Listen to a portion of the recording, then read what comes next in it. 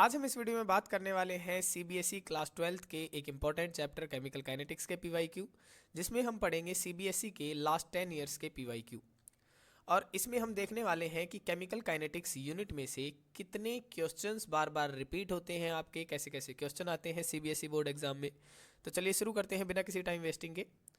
तो सबसे पहले हम पढ़ेंगे very short answer type question chemical kinetics के, जो कि हमारे रहेंगे 1 मार्क्स के क्वेश्चन। ठीक है, इसमें हमारे सबसे पहले क्वेश्चन है कि if the rate constant of A reaction is, तो यहाँ पे रेट कांस्टेंट की वैल्यू दी गई है और यहाँ पे रेट कांस्टेंट की यूनिट जो दी गई है वो दी गई है पर सेकेंड।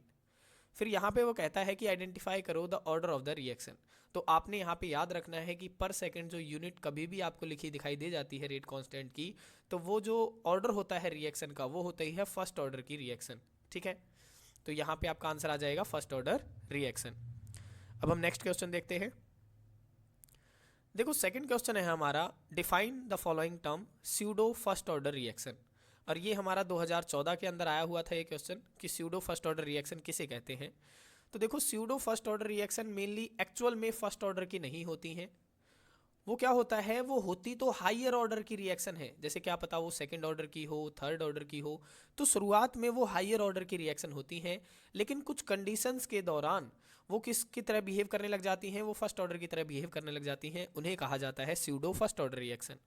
तो आप यहाँ पे लिखेंगे कि दोज रिएक्शंस, ये वो रिएक्शन होती हैं which are not truly of the first order, जो एक्चुअल में फर्स्ट ऑर्डर की होती ही नहीं है, बट अंडर सर्टेन कंडीशन, लेकिन कुछ एक कंडीशन के दौरान become reaction of first order, और वो किसकी तरह बिहेव करने लग जाती हैं, फर्स्ट ऑर्डर की तरह बिहेव करने लग जाती हैं। Known as pseudo first order reaction, उसे कहा जाता है pseudo first order reaction. Example में आप बता सकते हैं जैसे हाइड्रोलिसिस ऑफ केन शुगर। तो यहाँ पे हमारा केन शुगर का फॉर्मूला है, देखो C12H22O11, यहाँ पे नीचे हमने लिख भी रखा है केन शुगर का फॉर्मूला है। जैसे ही आप इसमें पानी डाल देते हैं तो ये जो केन शुगर है वो क्या हो जाता है, डिसोसिएट हो जाता है, एक तो ग्लूकोज के अंदर और दूसरा फ्रक्टोज के अंदर। ग्लूकोज और फ्रक्टोज का सेम फार्मूला होता है भाई, ठीक है। तो यहाँ पे अगर देखा जाए तो जो रेट होता है ना, देखो रेट हम कैसे लिखते हैं, रेट लिखते हैं इज इक्वल टू के और कंसंट्रेशन ऑफ रिएक्टेंट लिखा जाता है। तो सबसे पहले क्या होगा, केन शुगर होगा। केन शुगर का हमारा फार्मूला ये रहा C12H22O11। तो मैं यहाँ पे केन शुगर लिख लेता हूँ। तो जो रेट है वो केन शुगर की कंसंट्रेशन के ऊपर भी डिपेंड करना चाहिए था, और दूसरा रिएक्टेंट हमारा यहाँ पे वाटर है, तो वाटर की कंसंट्रेशन के ऊपर भी डिपेंड करना चाहिए था। तो इसके अकॉर्डिंग तो इसका अगर मैं ऑर्डर देखूँ तो इनकी कंसंट्रेशन तो 1-1 है। तो यहाँ पे अगर आप ऑर्डर निकालेंगे तो ऑर्डर कैसे निकलता है, sum of the power of the concentration of reactant होती है। तो यहाँ पे अगर आप इन दोनों पावर को जोड़ेंगे तो ऑर्डर हमारा सेकंड ऑर्डर का निकलना चाहिए था। फर्दर यहाँ पे वो क्या कहता है कि अगर मैं यहाँ पे वाटर की कंसंट्रेशन क्या ले लूँ, एक्सेस में ले लूँ, यानी ज़्यादा अमाउंट में ले लेता हूँ, तो जो रेट है वो वाटर की कंसंट्रेशन के ऊपर डिपेंड करना बंद कर देगा। और जब इसकी कंसंट्रेशन के ऊपर डिपेंड करना बंद कर देगा तो रेट किसके ऊपर डिपेंड करेगा, केवल केन शुगर के ऊपर डिपेंड करेगा। तो यहाँ से जो रेट है वो किसके ऊपर डिपेंड कर रहा है, देखो केवल केन शुगर के ऊपर ही दिखा रखा है। तो इसीलिए इस रिएक्शन को कहा जाता है स्यूडो फर्स्ट ऑर्डर रिएक्शन, क्योंकि ये किसके ऊपर डिपेंड कर रहा है, केवल केन शुगर की कंसंट्रेशन पर डिपेंड कर रहा है और वाटर की कंसंट्रेशन पर डिपेंड नहीं कर रहा है। क्यों नहीं कर रहा है, क्योंकि ये एक्सेस में लिया गया है। ठीक है, तो ये हमारा सेकंड क्वेश्चन था। अब हम थर्ड देखते हैं। देखो थर्ड क्वेश्चन है हमारा, राइट द स्लोप वैल्यू। आपने स्लोप की वैल्यू लिखनी है obtained in the plot of LNR, यानी natural logarithm of concentration of R versus time for a first order reaction. यानी आपको देखो एक ग्राफ दिया गया है, जैसे हमने यहाँ पे एक ग्राफ बना रखा है, एक बार मैं दोबारा से भी बना लेता हूँ। देखो इस तरीके का कोई ग्राफ है और ये यहाँ पे इस तरीके की स्लोप दिखाई गई है, और इधर लिया गया है यानी कंसंट्रेशन ऑफ R इस तरीके से, यानी रिएक्टेंट की कंसंट्रेशन, और नीचे लिया गया है टाइम, इस तरीके से लिया गया है। और वो कहता है तो आपने क्या करना है, सबसे पहले ये जो रिएक्शन है वो फर्स्ट ऑर्डर की रिएक्शन है, तो आपने स्लोप की वैल्यू लिखनी है। तो यहाँ पे आपको कैसे पता चलेगा कि स्लोप की वैल्यू क्या होगी, तो हमने देखो हमने क्या पढ़ रखा है, फर्स्ट ऑर्डर की इक्वेशन हमने पढ़ रखी है। और फर्स्ट ऑर्डर की इक्वेशन हमारी क्या होती है, तो इक्वेशन होती है LNR is equal to minus KT और प्लस में LNR0। ये इक्वेशन हमने पढ़ रखी है। देखो इसी को हम सॉल्व करते हैं तब जाके हमारी वैल्यू आती है। कैसे, अगर मैं चाहता तो इसे क्या लिख सकता था, KT को इधर ले आता और इसको उधर ले आता। तो देखो इसको मैं ऐसे लिख सकता था, KT is equal to LNR0, ये हो जाता, और माइनस क्या हो जाता है, ये वहाँ जाता तो माइनस में हो जाता है ना, तो LNR हो जाता। ये इस तरीके से लिखा जा सकता था।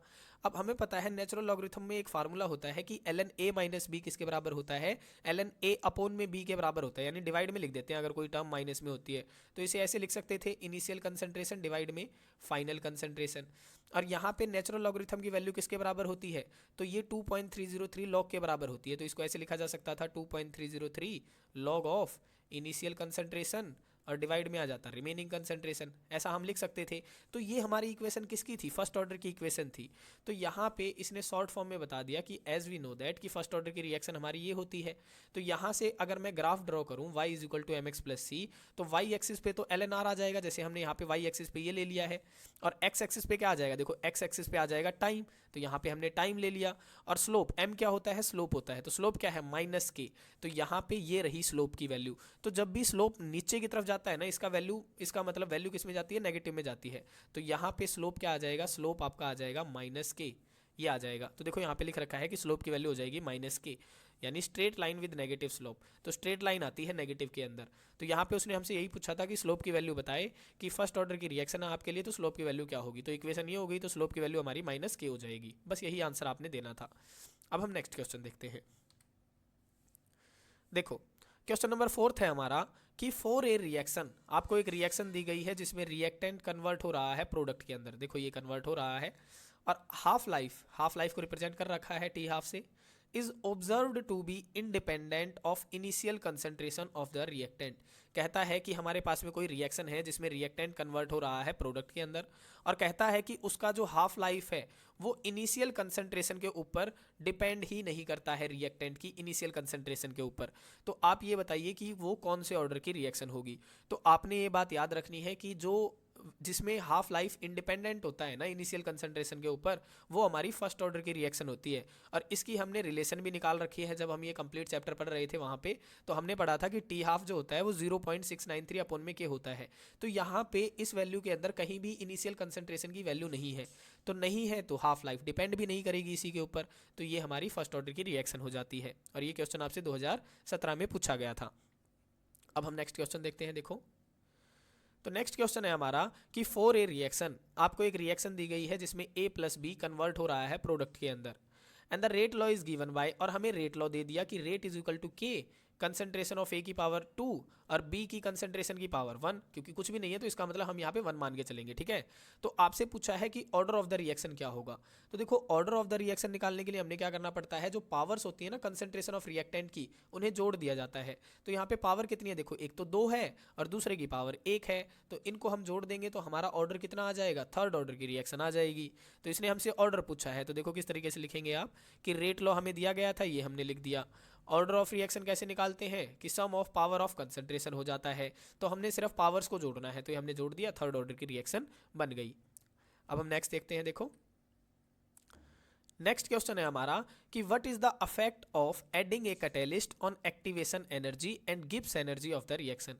कहता है कि अगर मैं किसी रिएक्शन के अंदर क्या डाल दूं, कैटलिस्ट डाल दूं, अगर मैं किसी रिएक्शन के अंदर कैटलिस्ट डाल दूं तो वो गिब्स फ्री एनर्जी के ऊपर क्या फ़र्क डालेगा और एक्टिवेशन एनर्जी के ऊपर क्या फ़र्क डालेगा। तो ये क्या कहता है कि जो कैटलिस्ट होता है ना, हमें पता है कैटलिस्ट एक्टिवेशन एनर्जी को लो कर देता है by providing the alternate pathway, और एक दूसरा नया पाथ प्रोवाइड करता है ताकि रिएक्शन जल्दी से खत्म हो जाए और रिएक्शन की स्पीड बढ़ जाए। तो कैटलिस्ट का मेन काम क्या है कि एक्टिवेशन एनर्जी को कम कर देता है। तो यहाँ से मुझे पता चल गया कि अगर मैं कैटलिस्ट डालूंगा तो एक्टिवेशन एनर्जी की वैल्यू तो डिक्रीज हो जाएगी, है ना, एक बात तो ये पता चल गई। दूसरे में क्या कहता है कि catalyst does not affect the Gibbs energy for the reaction, लेकिन कैटलिस्ट गिब्स फ्री एनर्जी के ऊपर कोई फर्क नहीं डालेगा। अब देखो क्यों नहीं डालता है, क्योंकि गिब्स फ्री मेन किस बात पे डिपेंड करता है, ये सिर्फ ये बात देखता है कि इनिशियल चीज़ मेरे पास में क्या थी, यानी इनिशियल रिएक्टेंट क्या था और बाद में वो प्रोडक्ट क्या बन गया, बस इस बात को वो देखता है। उसे कोई फर्क नहीं पड़ता कि स्पीड कैसी चल रही है रिएक्शन की, कितनी देर में रिएक्शन खत्म हुई, इससे कोई बात डिपेंड नहीं करती है गिब्स फ्री एनर्जी की। तो इसीलिए कहता है कि कैटलिस्ट कोई इफेक्ट नहीं डालता है गिब्स फ्री एनर्जी के ऊपर, लेकिन एक्टिवेशन एनर्जी को क्या कर देता है, कम कर देता है। तो ये बातें आपने याद रखनी है। नेक्स्ट क्वेश्चन है हमारा, देखो कि will the rate constant of a reaction depend upon T. कहता है कि क्या रेट कांस्टेंट किसी भी रिएक्शन का डिपेंड करेगा टेम्परेचर के ऊपर, if the activation energy of the reaction is zero. लेकिन अगर activation energy of the reaction की जीरो हो जाती है तो क्या रेट कांस्टेंट अफेक्ट करेगा टेम्परेचर को? देखो भाई बिल्कुल करेगा। हमें पता है कि जो रेट कांस्टेंट होता है ना, पहले क्या होता था कि जो रेट कांस्टेंट है वो टेम्परेचर के ऊपर डिपेंड करता था, टेम्परेचर के ऊपर डिपेंड करता था। जैसे जैसे हम टेम्परेचर की वैल्यू बढ़ाते थे रेट कांस्टेंट की वैल्यू भी बढ़ती थी, और जैसे जैसे हम टेम्परेचर की वैल्यू घटाते थे रेट कांस्टेंट की वैल्यू भी घट जाती थी। लेकिन अब यहाँ पे वो कहता है कि क्या रेट कांस्टेंट टेम्परेचर के ऊपर तब भी डिपेंड करेगा जब हम एक्टिवेशन एनर्जी की वैल्यू क्या ले लेते हैं, रिएक्शन के लिए जीरो ले लेते हैं। तो यहाँ से वो कहता है कि तब रेट कांस्टेंट की वैल्यू कोई भी अफेक्ट नहीं करेगी टेम्परेचर के अकॉर्डिंग, वो इंडिपेंडेंट हो जाएगी टेम्परेचर के ऊपर। तो इसमें आंसर आपने बताया है कि नहीं, कोई भी वैल्यू चेंज नहीं होगी। क्यों नहीं होगी? क्योंकि हमें अरहेनियस इक्वेशन पता है। देखो अरहेनियस इक्वेशन होती है k इज इक्वल टू ए ई की पावर माइनस ई ए अपॉन में आर टी। ए होता है अरहेनियस फैक्टर, के होता है रेट कांस्टेंट, ठीक है, और ई होती है एक्टिवेशन एनर्जी, आर होता है जो हमारा गैस कांस्टेंट होता है वो, और टी होता है टेम्परेचर। तो अगर मैं यहाँ पे एक्टिवेशन एनर्जी की वैल्यू जीरो ले लूँ तो देखो ई की पावर जीरो का मतलब क्या हो जाएगा, एक हो जाएगा। और तो यहाँ पे जो रेट कांस्टेंट रहेगा वो तो केवल ए के बराबर रहेगा, क्योंकि सभी की वैल्यू क्या हो गई, जीरो हो गई, और जीरो समथिंग मतलब मल्टीप्लाई में क्या हो जाएगा, एक हो जाएगा। तो ये पूरी वैल्यू क्या हो जाएगी, एक बन जाएगी।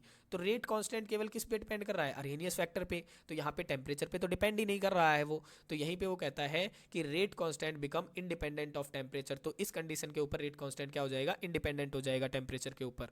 अब हम नेक्स्ट क्वेश्चन देखते हैं। देखो नेक्स्ट क्वेश्चन है हमारा कि इन सम केसेस, कि कुछ एक केसेस के अंदर इट इज फाउंड दैट, ये पाया जाता है कि large number of colliding molecules have energy more than threshold energy yet the reaction is slow. लेकिन फिर भी रिएक्शन स्लो रहती है, वाई?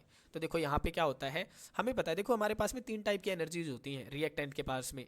एक तो इंटरनल एनर्जी होती है, दूसरी होती है एक्टिवेशन एनर्जी, और तीसरी होती है थ्रेशोल्ड एनर्जी, थ्रेशोल्ड एनर्जी। तो ये हमारे पास में तीन टाइप की एनर्जीज होती हैं। अब देखो यहाँ से नाम से ही पता चल रहा है, इंटरनल एनर्जी तो वो होगी जो रिएक्टेंट के पास में पहले से मौजूद होगी, जिसके थ्रू वो प्रोडक्ट में कन्वर्ट होना चाहता है। लेकिन वो एनर्जी सफिशिएंट नहीं होगी। रिएक्टेंट को प्रोडक्ट में बदलने के लिए केवल इंटरनल एनर्जी की ही जरूरत नहीं होती है, कुछ एक्स्ट्रा अमाउंट में एनर्जी भी चाहिए होती है ताकि रिएक्टेंट किस में कन्वर्ट हो जाए, प्रोडक्ट में कन्वर्ट हो जाए। तो ये तो हो गई खुद की एनर्जी, ये वो एक्स्ट्रा अमाउंट एनर्जी होगी, एक्टिवेशन एनर्जी, जो कि उसे जरूरत पड़ रही होगी। और जो थ्रेशोल्ड एनर्जी होती है वो इन दोनों का जोड़ होती है, इंटरनल एनर्जी और एक्टिवेशन एनर्जी का जोड़, वो कहलाती है थ्रेशोल्ड एनर्जी। तो वो कहता है कि कुछ एक केसेस में large number of colliding molecule, कुछ एक मॉलिक्यूल कोलाइड करते हैं और उनके पास में बहुत सारी एनर्जी होती है, थ्रेशोल्ड से भी ज़्यादा होती है, इससे भी ज़्यादा होती है, लेकिन फिर भी रिएक्शन स्लो रहती है। तो ऐसा क्यों होता है? तो यहाँ पे आपने एक बात समझनी पड़ेगी कि कोई भी रिएक्टेंट प्रोडक्ट के अंदर जब कन्वर्ट होता है ना, तो सारा खेल एनर्जी का ही नहीं होता है, कुछ एक प्रॉपर ओरिएंटेशन का भी होता है। प्रॉपर किसका होता है? ओरिएंटेशन का। अब ओरिएंटेशन क्या होता है? देखो एनर्जी से तो हमें पता चल गया कि एनर्जी होगी तो प्रोडक्ट में कन्वर्ट हो जाएगा, लेकिन ओरिएंटेशन किस बात पे अफेक्ट करता है? तो मान के चलता हूँ कि मेरे पास में दो मॉलिक्यूल है। देखो एक तो मेरे पास में ये है हाइड्रोजन और दूसरा है मेरे पास में आयोडीन। अगर मैं इन दोनों का आप कोलिजन कराऊंगा तो हेड टू हेड कोलिजन होगा। देखो इस तरीके से कोलिजन होगा, दोनों का हेड टू हेड भी होगा और लेग टू लेग भी होगा, है ना, ओवरलैपिंग बढ़िया से होगी।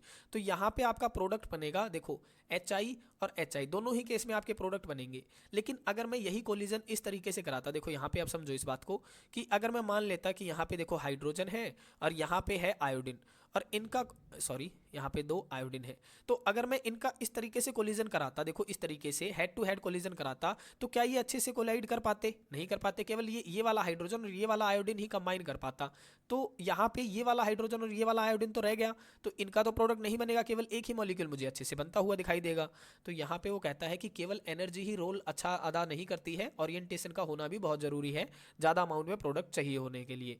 तो ये कहता है आंसर में कि it is due to improper orientation, क्योंकि एनर्जी भले ही हो उसमें प्रॉपर ओरिएंटेशन तो है ही नहीं, which leads to formation of no product, जिसके कारण कोई भी प्रोडक्ट नहीं बन पाता है। ठीक है, अब हम नेक्स्ट क्वेश्चन देखते हैं। देखो नेक्स्ट क्वेश्चन है हमारा, डिफाइन द फॉलोइंग। आपने डिफाइन करना है कि energy of activation of reaction. तो अभी मैंने बताया कि एक्टिवेशन एनर्जी क्या होती है, ये वो मिनिमम अमाउंट ऑफ एनर्जी होती है जो रिएक्टेंट को चाहिए होती है, किस में बदलने के लिए? प्रोडक्ट में बदलने के लिए। तो देखो हम यहाँ से डायग्राम से समझते हैं, जैसे ये वाली एनर्जी का है वाई एक्सिस पे, ये वाले रिएक्शन कोऑर्डिनेट है। तो रिएक्टेंट के पास में पहले से कुछ ना कुछ एनर्जी थी जो कि इंटरनल एनर्जी कह रहे थे, उसी के थ्रू ये वाला रिएक्टेंट यहाँ तक पहुँच गया, देखो इस वाले पॉइंट तक पहुँच गया। लेकिन अब इस रिएक्टेंट मॉलिक्यूल को ये वाला जो बैरियर है इसे क्रॉस करना पड़ेगा, तब जाके वो प्रोडक्ट पे पहुँचेगा, है ना। तो यहाँ पे ये वाले रिएक्टेंट रिएक्टेंट को इतनी एनर्जी कैसे चाहिए है, तो ये एनर्जी होती है एक्टिवेशन एनर्जी। ये वाली एनर्जी कौन सी होती है, एक्टिवेशन, जो कि रिएक्टेंट को जरूरी चाहिए है ताकि वो किस में बदल सके, प्रोडक्ट में बदल सके। तो आप इसको डिफाइन करेंगे कि इट इज डिफाइंड एज, इसको डिफाइन किया जाता है कि the extra energy over and above the average potential energy of the reactant, कि ये क्या होती है, ये वो एक्स्ट्रा एनर्जी होती है किसके अलावा, जो एवरेज पोटेंशियल एनर्जी होती है रिएक्टेंट की, उससे अलग थोड़ी सी एनर्जी होती है, विच मस्ट बी सप्लाइड, जिसको सप्लाई करना जरूरी होता है, to the reactant to enable them to cross over energy barrier, ताकि वो रिएक्टेंट मॉलिक्यूल इस एनर्जी बैरियर को क्या कर सके, क्रॉस कर सके, बिटवीन रिएक्टेंट एंड प्रोडक्ट, ताकि जो ये रिएक्टेंट और प्रोडक्ट के बीच में जो एनर्जी बैरियर है इसको क्रॉस कर सके और क्या बन सके, प्रोडक्ट बन सके। तो ये होती है एनर्जी ऑफ एक्टिवेशन।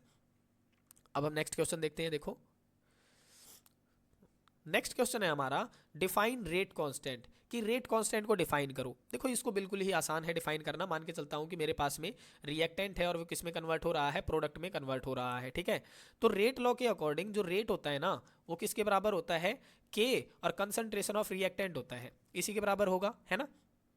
अब मैं मान के चलूं कि जो कंसंट्रेशन ऑफ रिएक्टेंट है वो मैं क्या ले लूं, यूनिटी ले लूं, यानी एक वैल्यू ले लूं उसकी। तो अगर मैं इसकी वैल्यू एक ले लेता हूं तो रेट किसके बराबर हो जाएगा, रेट तो रेट कांस्टेंट के बराबर हो जाएगा, के बराबर हो जाएगा। तो यहीं से आप कह सकते हैं कि जो रेट कांस्टेंट होता है वो रेट ऑफ रिएक्शन के बराबर होता है जब हम कंसंट्रेशन ऑफ रिएक्टेंट क्या मान के चलते हैं, यूनिटी मान के चलते हैं। तो आप लिखेंगे कि it is defined as the rate of chemical reaction, ये रेट ऑफ केमिकल रिएक्शन के बराबर था when concentration of each reactant is unity, जब रिएक्टेंट की हर एक की कंसंट्रेशन क्या मान लोगे आप, एक मान लोगे। तो the rate constant is also called specific rate of the reaction, तो रेट कांस्टेंट को ही क्या कहा जाता है, specific rate of the reaction भी कहा जाता है। देखो यहाँ पे रिप्रेजेंट भी करके दिखा दिया। तो ये था हमारा 10th क्वेश्चन। अब हम नेक्स्ट देखते हैं। नेक्स्ट क्वेश्चन है हमारा, अब हम बात करेंगे शॉर्ट आंसर टाइप क्वेश्चंस की, जिसमें हम 2 मार्क्स के क्वेश्चन देखेंगे। तो पहला क्वेश्चन है हमारा, फॉर ए रिएक्शन, आपको कोई रिएक्शन दी गई है, देखो ये रही हमारी रिएक्शन कि अमोनिया है, अमोनिया क्या किया जा रहा है, प्लेटिनम की प्रेजेंस में डिकम्पोज किया जा रहा है और ये हमें नाइट्रोजन और हाइड्रोजन दे रहा है। और ये क्वेश्चन हमसे पूछा गया था 2016 के अंदर। तो इसने हमें दे दिया कि रेट जो है वो ये दे दिया के, ठीक है, और right the order of the reaction. देखो इसने हमें दे रखा है कि रेट इसके बराबर है, इसका मतलब है कि यहाँ पे अमोनिया की कंसंट्रेशन के ऊपर रेट डिपेंड ही नहीं कर रहा है, क्योंकि होना क्या चाहिए था, कंसंट्रेशन ऑफ रिएक्टेंट भी होना चाहिए था। तो यहाँ पे है ही नहीं वो, इसकी कंसंट्रेशन 0 है, 0 का मतलब 1 है, तो रेट हमें ये दे दिया गया है। तो इनसे पूछ रहा है कि write the order of the reaction and the molecularity of the reaction. और दूसरा क्वेश्चन हमसे पूछ रहा है कि राइट द यूनिट ऑफ के। तो देखो अब यहाँ पे क्या बताएंगे आप, सबसे पहले तो आप देखेंगे कि अगर यहाँ पे रिएक्टेंट की कंसंट्रेशन के ऊपर डिपेंड ही नहीं कर रहा है, इसका मतलब इसका ऑर्डर कितना है, इसका ऑर्डर है 0 ऑर्डर रिएक्शन। तो पहला आंसर तो यही हो गया कि 0 ऑर्डर की रिएक्शन है। और इसकी मॉलिक्युलरिटी कितनी है, तो मॉलिक्युलरिटी होती है कि कितने नंबर ऑफ रिएक्टेंट मॉलिक्यूल उसमें इन्वॉल्व है। तो देखो यहाँ पे अमोनिया कितने हैं, 2 अमोनिया है, तो इसकी मॉलिक्युलरिटी हो जाएगी 2। और यूनिट हमसे पूछ रहा है, तो 0 ऑर्डर के लिए रेट कांस्टेंट की यूनिट होती है मोल पर लीटर पर सेकंड। और यहाँ पे आप निकाल भी सकते हैं, देखो एक हमने ट्रिक भी बता रखी है आपको, और इसकी ट्रिक है रेट कांस्टेंट निकालने की, मोल पर लीटर की पावर 1 माइनस एन और पर सेकंड। तो यहाँ पे n की जगह पे क्या करो, n की जगह पे order of the reaction put करते जाओ। इसका मतलब अगर 0 ऑर्डर है तो 0 अगर यहाँ पे पुट करोगे तो क्या बचेगा, देखो यहाँ पे 0 करोगे तो 1 रह जाएगा। इसका मतलब बचेगा क्या, मोल पर लीटर पर सेकंड। तो यही तो यूनिट हमने बताई है कि 0 ऑर्डर के लिए ये यूनिट होती है। तो ये हमारे 2 मार्क्स के क्वेश्चन है। अब हम नेक्स्ट देखते हैं। देखो नेक्स्ट क्वेश्चन है हमारा कि रेट कांस्टेंट के for a first order reaction has been found to be this, यानी हमें किसकी वैल्यू दी गई है, हमें रेट कांस्टेंट की वैल्यू दी गई है फर्स्ट ऑर्डर के लिए, यानी ये वैल्यू हमें दी गई है के की। कैलकुलेट इट्स 3/4 हाफ लाइफ, हमसे पूछ रहा है कि इसकी 3/4 लाइफ निकालो। तो देखो हमें यहाँ पे फर्स्ट ऑर्डर की रिएक्शन तो पता ही है, ये हमारी इक्वेशन होती है कि K is equal to 2.303 upon में T log of initial concentration upon में फाइनल कंसंट्रेशन। T होता है टाइम, और यहाँ पे आपसे क्या पूछा है कि 3/4 लाइफ निकालो। तो इसका मतलब मुझसे पूछा गया है कि टाइम निकालना है। तो अब मैं क्या करूँगा, टाइम को इधर ले जाऊँगा और K को इधर ले आऊँगा। तो देखो इस इक्वेशन को हम ऐसे लिख सकते हैं, T is equal to 2.303 upon में K log of initial concentration divide में फाइनल कंसंट्रेशन, ये लिख सकते हैं। तो K की वैल्यू तो हमें दी गई है, देखो ये दे रखी है, तो हमने क्या किया 2.303 अपॉन में देखो ये K की वैल्यू लिख दी लॉग ऑफ। अब इनिशियल कंसंट्रेशन अगर मैं मान के चलूँ कि 100 थी, इनिशियल कितनी मान ली मैंने, 100 मान ली, तो रिमेनिंग यानी फाइनल कितनी हुई होगी, तो यहाँ पे 3/4 का क्या मतलब है, देखो 3/4 का मतलब है 75%, यानी जो 75% टाइम है वो निकल चुका है, और 75% टाइम के ऊपर कितनी रिएक्शन कंप्लीट हो चुकी होगी, तो 75% कंप्लीट हो चुकी होगी, सीधी सी बात है। तो यहाँ पे रिमेनिंग कितनी बचेगी, रिमेनिंग कंसंट्रेशन कि अगर इनिशियली 100 मान ली तो बाद में कितनी बचेगी, 100 में से 75 घट चुकी होगी, तो 3/4 लाइफ तो ऐसे ही निकलेगा। तो यहाँ पे हम टाइम निकाल रहे हैं 3/4 का, ठीक है, यानी 75% रिएक्शन कंप्लीट हो चुकी है। तो 100 में से 75 घटा देंगे तो बचेगा क्या, यहाँ पे 100 और यहाँ पे बच जाएगा 25, इसको सॉल्व करेंगे तो है ना, ये बचेगा 25 और 25 चौके 100, ये 4 पे कट जाएगा, तो यहाँ पे log 4 बच जाएगा, और log 4 की वैल्यू कितनी होती है 0.6020, तो इसकी जगह पे हम ये वैल्यू पुट करेंगे और इन्हें सॉल्व करेंगे तो हमारा टाइम आ जाएगा, तो 546 सेकेंड इसका आंसर हो जाता है। तो इस तरीके से आप सॉल्व करेंगे, और ये क्वेश्चन आपसे पूछा गया था 2013 के अंदर। अब हम नेक्स्ट क्वेश्चन देखते हैं। देखो नेक्स्ट क्वेश्चन है हमारे पास में कि ड्रा द प्लॉट, आपने क्या करना है, ग्राफ ड्रॉ करना है, किन किन के बीच में, एक तो natural logarithm of rate constant versus 1/t के बीच में, फॉर द केमिकल रिएक्शन, और कोई केमिकल रिएक्शन दी गई है, what does the intercept represent, और यहाँ पे इंटरसेप्ट की वैल्यू पूछ रहा है। देखो इंटरसेप्ट क्या होता है, अगर मैं किसी इक्वेशन को इससे रिप्रेजेंट करूंगा y = mx + c से, तो c होता है हमारा इंटरसेप्ट, m होता है स्लोप, x एक्सिस होती है, y एक्सिस होती है। तो इसने हमें ये तो बता ही रखा है कि y एक्सिस पे ln k लेना है और x एक्सिस पे 1/t लेना है।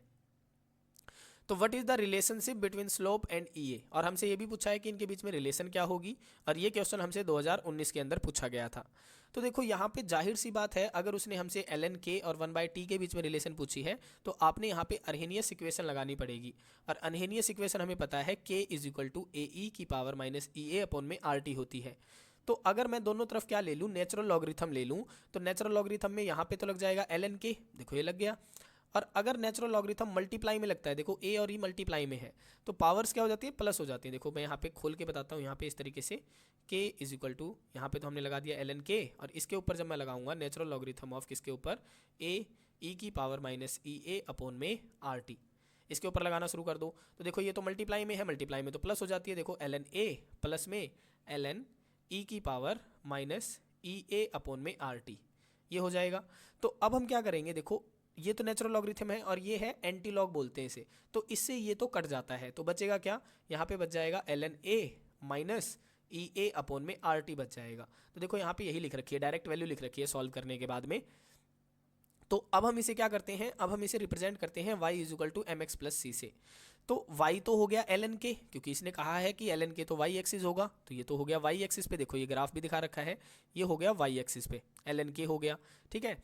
और यहाँ पे -EA/RT, तो देखो 1/t क्या हो गया, देखो ये रहा t, तो 1/t तो क्या हो जाएगा हमारा x एक्सिस पे हो जाएगा, बचा क्या -EA/R बचा, तो ये हमारा स्लोप हो जाएगा, और ये वैल्यू माइनस के अंदर है, माइनस के अंदर है तो स्लोप किस में जाएगा, नीचे की तरफ जाता है, क्योंकि माइनस में स्लोप नीचे की तरफ जाएगा, और x एक्सिस पे क्या है, x एक्सिस पे है 1/t, तो देखो ये 1/t है।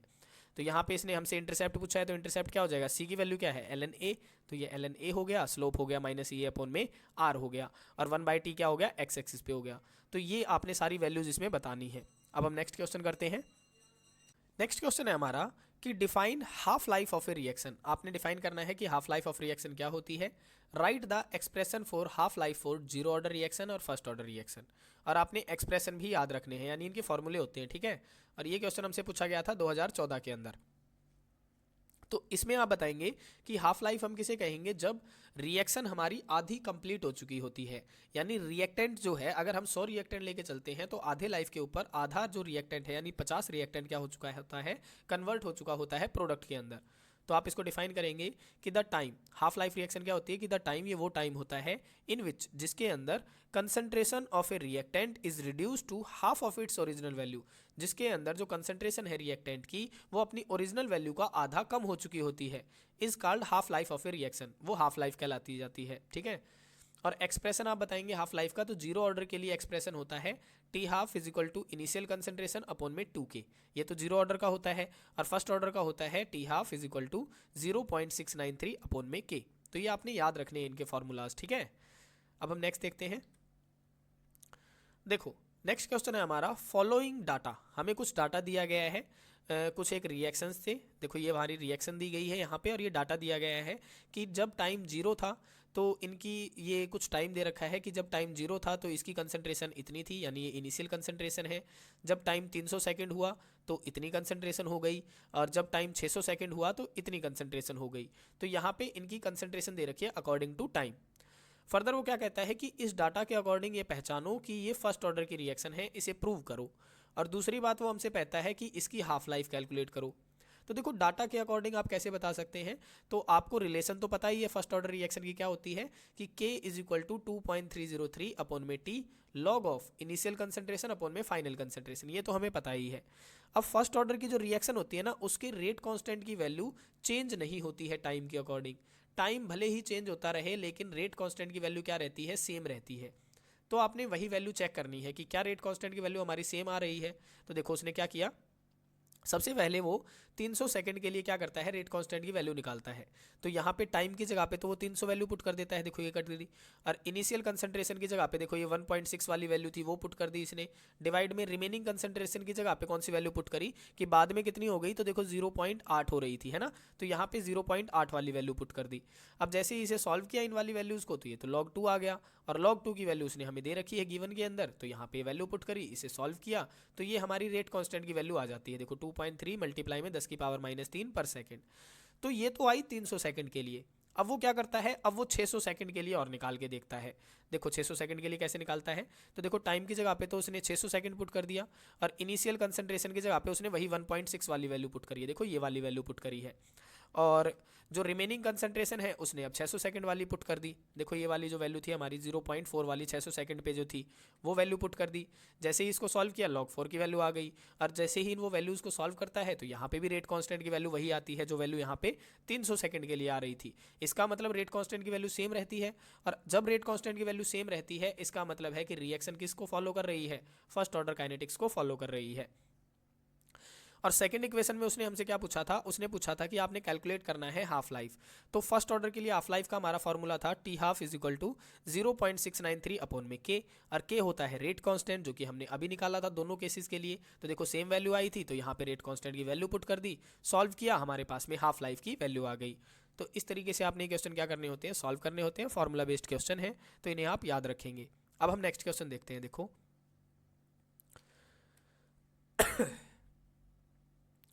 देखो नेक्स्ट क्वेश्चन है हमारा कि फॉर ए रिएक्शन, आपके पास में एक रिएक्शन दी गई है, ये वाली रिएक्शन है, और ये क्वेश्चन पूछा गया था आपसे 2019 के अंदर। कहता है कि the proposed mechanism is given below. अब इस रिएक्शन का मैकेनिज्म भी यहाँ पे दे रखा है कि पहले स्टेप के अंदर जो H2O2 था वो I नेगेटिव के साथ में रिएक्शन करी, फिर वाटर बना, फिर IO नेगेटिव बना। फिर सेकंड स्टेप के अंदर फिर उसने क्या किया, H2O2 ने IO नेगेटिव के साथ में रिएक्शन करी, और फिर वो वाटर बना, I नेगेटिव बना, और ऑक्सीजन बना। और ये वाला जो स्टेप था वो क्या था, फास्ट था। अब वो कहता है कि ये जो इक्वेशन उसने लिखी है इसके लिए रेट लॉ लिख के दिखाओ।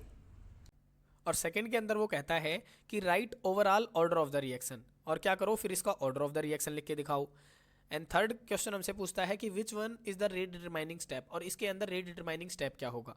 तो हम सबसे पहले इसी का आंसर देते हैं, देखो थर्ड वाले का ही आंसर देते हैं। तो आपने यहाँ पे याद रखना है कि रेट डिटरमाइनिंग स्टेप कौन सा होता है, जो रिएक्शन के अंदर सबसे पहला स्टेप होता है, सबसे पहला स्टेप, और वही सबसे स्लो स्टेप भी होता है। तो जो पहला और जो स्लो स्टेप होता है उसी को कहा जाता है रेट डिटरमाइनिंग स्टेप। तो थर्ड क्वेश्चन का आप आंसर देंगे कि स्टेप 1 इज स्लो स्टेप, क्योंकि यहाँ पे स्टेप 1 हमारा स्लो स्टेप था, और वही हमारा रेट डिटरमाइनिंग स्टेप होगा। तो थर्ड क्वेश्चन का आपने आंसर दे दिया। अब हम देते हैं यहाँ पे पहले वाले का आंसर कि रेट लॉ लिख के दिखाओ। अब हमें पता है रेट कैसे लिखते हैं, रेट हम लिखते हैं बराबर में के और कंसंट्रेशन ऑफ रिएक्टेंट। तो यहाँ पे रिएक्टेंट की कंसंट्रेशन क्या है, तो रिएक्टेंट तो यहाँ पे H2O2 है। देखो सबसे पहला तो रिएक्टेंट हमारे पास में यही है H2O2, और दूसरा रिएक्टेंट यहाँ पे क्या है कि देखो ये I नेगेटिव, ये भी रिएक्टेंट की कैटेगरी में ही है यहाँ पे। तो दूसरा रिएक्टेंट है हमारे पास में I नेगेटिव। और यहाँ पे क्या होती है, इनकी पावर इनके बराबर स्टिचोमेट्रिक कोएफिशिएंट के बराबर हो भी सकती है और नहीं भी हो सकती है। तो यहाँ पे इनकी जो पावर होती है ना वो 1 1 कहलाई जाती है। ये ऑर्डर जो है ना वो एक स्पेसिफाई होता है, ये आपने याद ही रखना पड़ेगा, आप देख के नहीं बता सकते हैं, ठीक है। तो इसकी ये तो हमने लिख दिया रेट लॉ, है ना। अब यहाँ पे सेकंड के अंदर वो पूछ रहा था कि इसका ऑर्डर बताओ। तो ऑर्डर क्या होता है, इनकी जो पावर होती है ना उनको हम जोड़ देते हैं। तो जब आप इनको जोड़ेंगे तो कितना आ जाएगा, सेकंड ऑर्डर आ जाएगा। देखो तो यहाँ पे देखो ये रेट लॉ लिख के दिखा दिया उसने, और यहाँ पे ऑर्डर ऑफ द रिएक्शन क्या बता दिया कि ये सेकंड ऑर्डर की रिएक्शन है। अब हम नेक्स्ट क्वेश्चन करते हैं। देखो नेक्स्ट क्वेश्चन है हमारा कि आंसर द फॉलोइंग क्वेश्चंस। आपने आंसर देने हैं, डू एनी टू। देखो ये पेपर में आया हुआ था तो वहां पे कोई 2 करने थे, लेकिन हम यहाँ पे तीनों ही करेंगे, ठीक है। कहता है पहले क्वेश्चन के अंदर कि identify the order of the reaction. आपने ऑर्डर ऑफ रिएक्शन आइडेंटिफाई करना है फ्रॉम द फॉलोइंग यूनिट, और आपको यूनिट दी गई है रेट कांस्टेंट की। देखो कि पर मोल, लीटर, पर सेकंड। तो सबसे पहले हम इसी का आंसर करते हैं। देखो तो हमने बताया था कि ऑर्डर निकालने के लिए एक ट्रिक होती है अगर आपको रेट कांस्टेंट की यूनिट दी गई है। तो देखो हमने क्या बताया था, एक फॉर्मूला होता है आपका कि K इज इक्वल टू मोल पर लीटर की पावर 1 माइनस n पर सेकेंड। तो यहाँ पे देखो हमने ये सॉल्व करके दिखा रखा है कि K होता है रेट अपन में कंसंट्रेशन की पावर n। तो या तो आप इस तरीके से याद रख लें, इस तरीके से, या फिर आप डायरेक्ट ये फॉर्मूला भी याद रख सकते हैं। और n क्या होता है, n होता है ऑर्डर ऑफ द रिएक्शन। तो मैं मान के चलता हूँ कि ये जो रिएक्शन है वो सेकंड ऑर्डर की है, एज मान के चल लेते हैं, ठीक है। तो n की जगह पे आपने क्या पुट कर लेना है, 2 पुट कर लेना है। तो करना पुट यहाँ पे देखो मोल पर लीटर और की पावर 1 माइनस 2 और पर सेकेंड। तो 1 माइनस 2 क्या हो जाएगा, -1 हो जाएगा, और -1 मोल की पावर -1 आ जाएगी, फिर है ना, मोल की पावर -1 हो जाएगी, और -1 और -1 मल्टीप्लाई में क्या हो जाएगा, प्लस का हो जाएगा, और पर सेकेंड है। तो यहाँ पे देखो यूनिट क्या दी गई है, पर मोल, लीटर लीटर, पर सेकेंड। इसका मतलब ये कौन से ऑर्डर की रिएक्शन है, तो ये आ जाएगी कि ये सेकेंड ऑर्डर की रिएक्शन है। तो देखो यहाँ पे आंसर आ गया सेकेंड ऑर्डर काइनेटिक्स। अब सेकेंड में देखो, सेकेंड में क्या कहता है हमसे कि the conversion of molecule A to B. कोई मॉलिक्यूल है वो ए से बी में बदल रहा है और सेकेंड ऑर्डर काइनेटिक्स को फॉलो कर रहा है। If the concentration of A is increase to 3 times. कहता है कि अगर कंसंट्रेशन ए की जो कंसंट्रेशन है वो 3 टाइम इंक्रीज कर दी जाए, then how it will affect the rate of formation of B. तो यहाँ पे देखो मान के चलते हैं कि अगर वो सेकंड ऑर्डर काइनेटिक्स को फॉलो कर रहा है, हमारे पास में रिएक्शन क्या थी कि ए कन्वर्ट हो रहा है बी के अंदर, तो इसके लिए रेट क्या लिखा जाएगा, रेट लिखा जाएगा के और कंसंट्रेशन की पावर ए, है ना, मतलब कंसंट्रेशन ऑफ ए हो जाएगा और इसकी पावर क्या हो जाएगी, क्योंकि ये सेकंड ऑर्डर काइनेटिक्स को फॉलो कर रहा है तो पावर 2 आ जाएगी। हो गया। अब दूसरे, ये तो हो गया हमारा पहला रेट। दूसरे रेट के अंदर वो क्या कह रहा है कि कंसंट्रेशन ऑफ ए जो है वो 3 टाइम बढ़ा दी। तो अब 3 टाइम बढ़ा दो, देखो रेट, ये सेकंड रेट निकालने लगे तो के और ए की कंसंट्रेशन हमने 3 गुना बढ़ा दी तो 3a की पावर सेकंड हो जाएगी, है ना। अब क्या करते हैं, 2 को 1 से डिवाइड कर दो। तो करना, देखो रेट 2 को मैंने रेट 1 से डिवाइड किया, इज इक्वल टू ऊपर क्या आ गया के, और यहाँ पे 3 का स्क्वायर होगा तो 9 हो जाएगा, और a का स्क्वायर बन जाएगा डिवाइड में, ये क्या हो जाएगा के a का स्क्वायर बन जाएगा, है ना। तो k से k कट गया, a स्क्वायर से a स्क्वायर कट गया, बच गया क्या 9। तो ये क्या हो जाएगा, जो रेट है ना आपका वो 9 गुना बढ़ जाएगा। तो यहाँ पे आपने क्या बताना है, देखो यहाँ पे इस तरीके से आप सॉल्व करके भी दिखा सकते हैं, अदरवाइज आप पहले लिख लेंगे कि पहले हमारा ये रेट था, बाद में ए की कंसंट्रेशन जब 3 गुना हुई तो हमारा 9k a स्क्वायर बन गया। देखो यहाँ पे लिखा था 9k a स्क्वायर, तो ये बन गया। अब रेट कितना इंक्रीज हो गया, तो ये 9 गुना इंक्रीज हो गया, सीधा सामने दिख भी रहा है ना कि ये 9 गुना इंक्रीज हो गया है। अब नेक्स्ट देखो, नेक्स्ट हमसे क्या पूछा है कि write the expression of integrated rate equation for zero order reaction. तो आपने यहाँ पे जीरो ऑर्डर की इंटीग्रेटेड रेट इक्वेशन लिखनी है। तो integrated rate equation for zero order ये होती है भाई कि remaining concentration is equal to minus K T plus में इनिशियल कंसंट्रेशन। तो आपने कुछ एक ये काइनेटिक्स के जो फॉर्मूले हैं वो आपने याद रखने हैं, ये एग्जैक्टली ही पूछे जाते हैं एग्जाम के अंदर, ठीक है। अब हम नेक्स्ट क्वेश्चन करते हैं। नेक्स्ट क्वेश्चन है हमारा for a first order reaction. आपको फर्स्ट ऑर्डर रिएक्शन बताई गई है, shows that the time required for 99% completion is twice the time required for completion of 90% reaction। कहता है कि जो टाइम रिक्वायर्ड है ना 99% कंप्लीशन का, वो किसके बराबर है, वो 2 गुणे के बराबर है टाइम रिक्वायर्ड फॉर 90% कंप्लीशन। तो ये बात आपने क्या करनी है, ये बात आपने प्रूव करके दिखानी है कि क्या ये बात सच है। और ये क्वेश्चन हमसे पूछा गया था 2017 के अंदर, और अगर मैं एग्जाम पॉइंट ऑफ व्यू से बात बताऊं तो ये क्वेश्चन मोस्ट इंपॉर्टेंट क्वेश्चन है भाई, ठीक है, बार बार पूछा जाता है ये क्वेश्चन। तो अब हम क्या करेंगे, हमें इक्वेशन तो पता ही है कि फर्स्ट ऑर्डर के लिए इक्वेशन क्या होती है, k is equal to 2.303 upon में t और log of initial concentration upon में फाइनल कंसंट्रेशन, ये तो हमें पता ही है ना। तो अब हम क्या करते हैं, सबसे पहले 99 के लिए निकालते हैं। तो 99 का मतलब क्या है कि अगर मैं इनिशियल कंसंट्रेशन क्या मान के चलूं, अगर मैं 100 मान के चल रहा हूं तो रिमेनिंग कंसंट्रेशन क्या बचेगी, 99% कंप्लीट हो चुकी होगी। इसका मतलब 100 में से अगर आप 99 घटा देंगे तो बचेगा क्या, रिमेनिंग कंसंट्रेशन तो 1 ही बचेगी। तो यहाँ पे देखो उसने निकाली t की वैल्यू, t इधर गया, k डिवाइड में आ गया, देखो टी उधर जाएगा, के डिवाइड में आ जाएगा, तो के उसने एज इट इज रहने दिया है, 2.303 एज इट इज है। लॉग ऑफ इनिशियल की जगह पे उसने क्या किया, देखो 100 लिख दिया, इसकी जगह पे उसने 100 लिख दिया, रिमेनिंग की जगह पे क्या बचेगा, 1 बचेगा, तो यहाँ पे 1 लिख दिया। इसे उसने सॉल्व किया तो log ऑफ 100 को क्या लिख सकते थे, log ऑफ 100 को लिख सकते थे 10 की पावर 2, और 2 पावर आगे आ जाती, और log 10 की वैल्यू 1 हो जाती है। तो देखो 2 आगे आ गया, यानी 2.303 मल्टीप्लाई में 2 और डिवाइड में क्या था, k था। तो ये तो 99% के लिए निकाल लिया।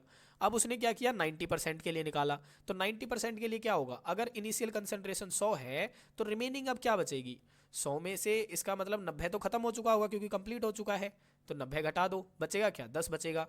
तो देखो यहाँ पे सेम टू सेम है, 2.303 अपॉन में के है, और लॉग ऑफ इनिशियल की जगह पे 100 लिख दिया, रिमेनिंग की जगह पे 10 लिख दिया। 0 से 0 कट गई, लॉग 10 की वैल्यू कितनी होती है, 1 होती है, तो बचा क्या, 2.303 अपॉन में के बच गया। अब T99% वाली इक्वेशन को मान लेते हैं 1 और T90 वाली इक्वेशन को मान लेते हैं 2, है ना।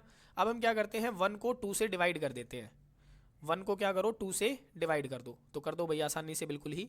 तो T99% डिवाइड में T90% हो गया, और ऊपर क्या आ जाएगा, तो देखो ऊपर बचा है 2 मल्टीप्लाई में 2.303 डिवाइड में k, और नीचे डिवाइड में अगर इसको करेंगे तो ऊपर जाएगा, ये पलट जाएगा, तो पलट देते हैं k अपॉन में 2.303। अब जो कट रहा है काट दो, देखो k से k कट गया, और 2.303 से 2.303 कट गया, बचा क्या, 2 बच गया। अब 2, अब ये T90% वहाँ जाएगा, मल्टीप्लाई में हो जाएगा, तो T99% क्या हो गया, ये हो गया 2 मल्टीप्लाई में T90%, और यही बात उसने क्या करनी थी, यही बात तो प्रूव करनी थी। तो देखो ये बात हमने प्रूव कर दी। तो इस तरीके से आपने क्या करनी है, ये क्वेश्चन सॉल्व करने हैं। अब हम नेक्स्ट क्वेश्चन देखते हैं। नेक्स्ट क्वेश्चन है हमारा कि फॉर ए केमिकल रिएक्शन, आपको क्या दी गई है, कोई रिएक्शन दी गई है जिसमें रिएक्टेंट कन्वर्ट हो रहा है प्रोडक्ट के अंदर। The variation in concentration are, देखो ये रिमेनिंग कंसंट्रेशन के बीच में और टाइम के बीच में ग्राफ ड्रॉ कर दिया है उसने। तो देखो इस तरीके से आप ग्राफ ड्रॉ कर सकते हैं, यहाँ पे रिमेनिंग कंसंट्रेशन हो जाएगी वाई एक्सिस के ऊपर, और नीचे की तरफ हो जाएगा टाइम, इस तरीके से, है ना। फिर वो कहता है कि ये जो ग्राफ आपको दिया गया है, आपने प्रिडिक्ट करना है कि ऑर्डर ऑफ द रिएक्शन क्या होगा। देखो तो इस तरीके से ग्राफ उसने ड्रॉ कर रखा है, ये हमें क्वेश्चन के अंदर गिवन है। तो आप क्या बताएंगे, देखो ऑर्डर ऑफ द रिएक्शन कैसे बताएंगे, तो जब रिमेनिंग कंसंट्रेशन और टाइम के बीच में ग्राफ ड्रॉ होता है ना, तो वो ग्राफ होता है हमारा जीरो ऑर्डर रिएक्शन का। जीरो ऑर्डर रिएक्शन का कैसे करते हैं हम, देखो तो जीरो ऑर्डर काइनेटिक्स आपको पता होना चाहिए कि काइनेटिक्स की जब हम इंटीग्रेटेड रेट इक्वेशन सॉल्व करते हैं तो वहाँ पे हमारी इक्वेशन आती है कि remaining concentration is equal to minus K T plus में इनिशियल कंसंट्रेशन। और यहाँ पे जब हम इसको ग्राफ के अकॉर्डिंग मतलब इसको कंपेयर करते हैं y is equal to m x plus c से, तो y एक्सिस पे आ रहा है हमारा रिमेनिंग कंसंट्रेशन, जैसा कि यहाँ पे हो गया, देखो y एक्सिस पे रिमेनिंग कंसंट्रेशन हो गया है, और m क्या हो गया, m हो गया स्लॉप। देखो माइनस के क्या हो जाएगा, फिर ये जो नीचे की तरफ जो ये लाइन आती है ये स्लॉप दिखाती है, अगर ये स्लॉप नीचे की तरफ आ रही है मतलब वैल्यू किस में जाएगी, माइनस में जाएगी, तो माइनस के क्या हो गया हमारा स्लॉप हो गया, ये स्लॉप हो गया। और t क्या है, देखो x के ऊपर आ रहा है t, इसका मतलब x एक्सिस पे क्या हो गया, टाइम हो गया, देखो यहाँ पे टाइम हो गया। और c क्या होता है, c होता है हमारा इंटरसेप्ट, की वैल्यू कहाँ से शुरू हो रही है। तो यहाँ पे देखो ये वैल्यू यहाँ से शुरू हो रही है, स्लॉप की ये वाली है, तो ये जो पॉइंट है ना वो तुम्हें इनिशियल कंसंट्रेशन के बारे में बताएगा, ये होता है हमारा इंटरसेप्ट, ठीक है। तो यहाँ से उसने क्या पूछा कि ऑर्डर ऑफ द रिएक्शन क्या हो जाएगा, तो ऑर्डर तो हमारा जीरो हो जाएगा, पता चल गया हमें, क्योंकि जब भी रिमेनिंग और टाइम के बीच में आएगी तो वो जीरो ऑर्डर की रिएक्शन होगी। और स्लॉप हमें क्या बताएगा, तो स्लॉप की वैल्यू क्या थी, माइनस के थी, तो ये स्लॉप की वैल्यू हो गई देखो माइनस के। तो इस तरीके से आपने क्वेश्चन सॉल्व करने होते हैं। अब हम नेक्स्ट देखते हैं। नेक्स्ट हम पढ़ेंगे सॉल्ट आंसर टाइप क्वेश्चन, जो कि हमारे रहने वाले हैं 3 मार्क्स के। तो इसमें हमारा सबसे पहला क्वेश्चन है कि a reaction is second order in A and first order in B. कहता है कि ए के अकॉर्डिंग तो सेकेंड ऑर्डर है, यानी ए के अकॉर्डिंग है सेकेंड ऑर्डर और बी के अकॉर्डिंग है फर्स्ट ऑर्डर, ये हो गया, ठीक है। तो ये जो क्वेश्चन हमसे पूछा गया था ये 2018 में पूछा गया था। तो इसमें सबसे पहले वो कहता है कि डिफरेंशियल रेट इक्वेशन लिख के दिखाओ। तो आपने क्या लिखना है, देखो कि a प्लस बी कन्वर्ट हो रहे थे प्रोडक्ट के अंदर, तो a और b क्या हो गया हमारा रिएक्टेंट हो गया। तो यहाँ पे क्या होगा कि रेट हम कैसे लिखते हैं, रेट लिखते थे k, और कंसंट्रेशन ऑफ a की पावर क्या हो जाएगी, सेकंड हो जाएगी क्योंकि सेकंड ऑर्डर है a के अकॉर्डिंग, और b की पावर क्या हो जाएगी 1 हो जाएगी क्योंकि फर्स्ट ऑर्डर है। तो ये हो गई हमारी रेट लॉ इक्वेशन। सेकंड में हमसे क्या पूछता है कि how is the rate affected on increasing the concentration of A 3 times. कहता है कि ए की कंसंट्रेशन अब हम क्या कर देते हैं 3 गुना बढ़ा देते हैं। तो यहाँ पे देखना अब सेकंड वाले की जब आप रेट इक्वेशन लिखेंगे तो रेट इज इक्वल टू देखो के एज इट इज है, बस फर्क क्या है कि यहाँ पे ए की जगह पे क्या लिख दिया 3 लिख दिया, 3a लिख दिया क्योंकि उसने 3 गुना बढ़ा दी, लेकिन बी की कंसंट्रेशन एज इट इज है। तो जब हम इसे सॉल्व करेंगे तो 3 दिया क्या हो जाता है, 9 हो जाता है। तो 9 बाहर लिख देंगे तो आ गया 9k और a स्क्वायर और b एज इट इज है। तो आप जब इनको कंपेयर करेंगे ना, देखो पहली इक्वेशन और दूसरी इक्वेशन को, तो आपको फर्क क्या दिखेगा, आपको केवल 9 का फर्क दिखेगा। इसका मतलब है कि हमारा रेट कितना इंक्रीज हो चुका होगा, 9 गुना इंक्रीज हो चुका होगा। तो रेट इंक्रीजेज बाय 9 टाइम्स। ये आपने सेकंड का जवाब देना है। अब हम थर्ड का देखते हैं। देखो थर्ड में क्या कहता है कि how is rate affected, rate कैसे अफेक्ट होगा when concentration of both A and B are doubled, कि जब हम दोनों की कंसंट्रेशन को डबल कर देते हैं। तो अब एक बार यहाँ पे देखना, फर्स्ट वाले को देखना और फिर थर्ड वाले को देखना। हमने रेट लिखा, रेट लिख दिया, के लिखा, के लिख दिया। अब वो कहता है कि दोनों की कंसंट्रेशन को डबल कर दो। तो ए की जगह पे देखो 2a लिख दिया कि पावर स्क्वायर, बी की जगह पे भी 2b लिख दिया कि पावर 1 ही रहेगी, क्योंकि एज इट इज है, बस कंसंट्रेशन क्या हुई है, डबल हुई है। तो जब हम इसे सॉल्व करेंगे तो 2 दूनी 4 हो गया, और 4 की जब 2 से मल्टीप्लाई होगी तो 8 होगा, तो 8 बाहर आ जाएगा, बाकी एज इट इज है। अब आप कंपेयर करो, फर्स्ट को कंपेयर करो थर्ड वाली से, तो आपको दोनों में क्या चेंजेस दिखेंगे कि थर्ड वाली में 8 ज़्यादा आया हुआ है। इसका मतलब रेट कितने गुना इंक्रीज हो जाएगा, 8 गुना इंक्रीज हो जाएगा। तो इस तरीके से आपने इसका जवाब देना है। अब हम नेक्स्ट क्वेश्चन करते हैं। देखो नेक्स्ट क्वेश्चन है हमारा कि the rate of reaction becomes 4 times. आपसे कह रहा है कि रेट ऑफ रिएक्शन है ना वो 4 गुना बढ़ गया। वहन द टेम्परेचर चेंजेस फ्रॉम, जब टेम्परेचर क्या किया हमने, चेंज किया 293 से 313 केल्विन तक पहुंच गए। देखो तो पहला टेम्परेचर क्या हो जाएगा, T1 हो जाएगा 293 केल्विन, और बाद में क्या पहुंच गया 313, तो T2 हो जाएगा 313 केल्विन। आपसे पूछा है कि कैलकुलेट करनी है आपने एनर्जी ऑफ एक्टिवेशन। निकालना क्या है, हमने एक्टिवेशन एनर्जी निकालनी है, E निकालनी है हमने, for the reaction assuming that it does not change with temperature. और फिर तुमने मानना है कि ये टेम्परेचर के ऊपर चेंज नहीं हो रही है। कुछ एक गिवन वैल्यूज दी गई हैं हमें, जैसे गैस कांस्टेंट की वैल्यू दे दी और log 4 की वैल्यू दे दी, और ये क्वेश्चन हमसे पूछा गया था 2014 के अंदर। तो आपने यहाँ पे ध्यान रखना है कि जब भी एक्टिवेशन एनर्जी की वैल्यू कैलकुलेट करने के लिए वो बोलता है ना, तो आपने यहाँ पे अर्हेनियस इक्वेशन का इस्तेमाल करना है। और अर्हेनियस ने 2 डिफरेंट टेम्परेचर पे एक इक्वेशन दी थी एक्टिवेशन एनर्जी निकालने की, जो कि थी log K2 अपॉन में K1 is equal to EA upon में 2.303 R और T2 माइनस T1 डिवाइड में T2 मल्टीप्लाई में T1।